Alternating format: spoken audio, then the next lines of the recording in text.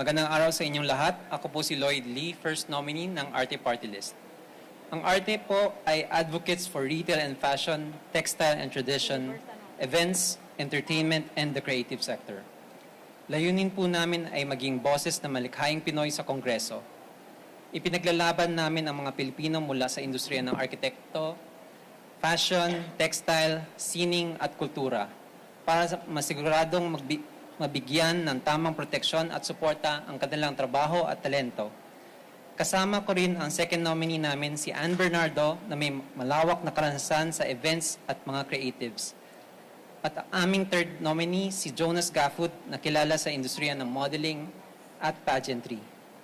Bilang bahagi ng textile industry, nakita ko po mismo ang hirap, lalo na nakikipagkompetensya sa murang imports mula sa ibang bansa.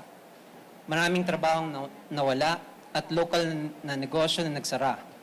Ang arte ay kumakatawan sa buong supply chain, soil to skin, ika nga. Mula sa raw materials hanggang finished products, kailangan po natin ng bagong batas para suportahan ang local na produksyon at tiyakin patas ang kompetisyon. Ang huling tax break na ipatupad noong 1960s pa ata, hindi po sapat ang mga nakaraang pagsisikap at paglalabi nito.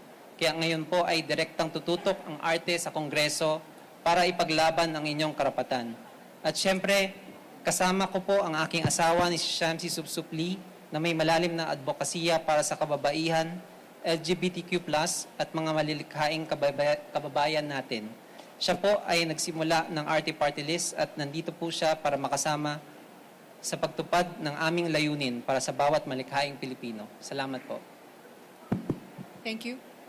2 minutes is up. Any question? Dwight from Rappler.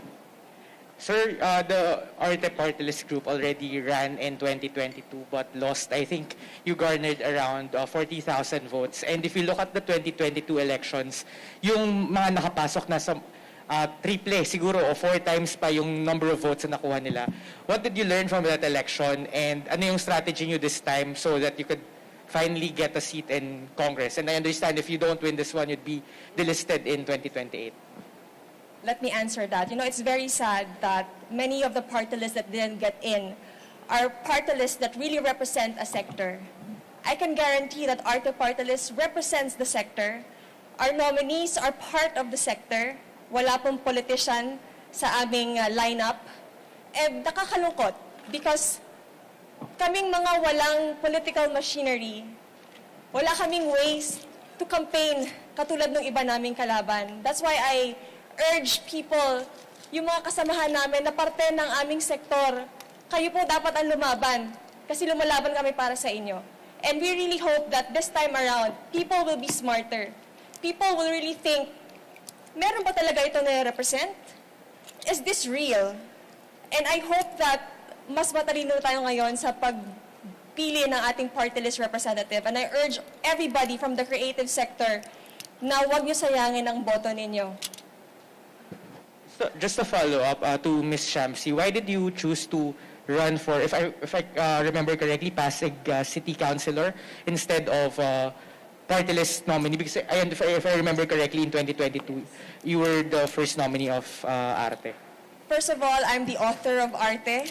It's very close to my heart. It's the industry that I'm in. In 2022, because I'm from Pasig, doon po ako nag-ikot. And nakita ko, maraming pwedeng gawin, maraming pwedeng i-improve. And very aligned yung platform ko po doon sa Pasig City run ko sa Arte Party List. But of course, I'm still gonna push. Sabi nyo nga, mahirap manalo sa party list because madami kami naglalaban-laban. But still, we will continue that dream.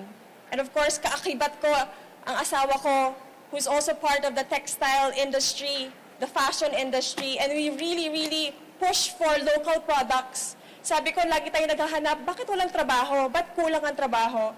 It's because most of the things that we use, you check what you're wearing now. Is it made in the Philippines? If it's not, then alam na natin ano yung dahilan, bakit walang trabaho. Because everything na lang na kaya naman natin gawin dito sa Pilipinas, ini-import natin. When in fact, kaya natin gumawa ng dekalidad na produkto At marami tayong matutulungang Pinoy kapag nag-support tayo ng mga lokal. Are there any more questions? Steph? Wala na po magtatanong? Mukhang wala na, ma'am. So,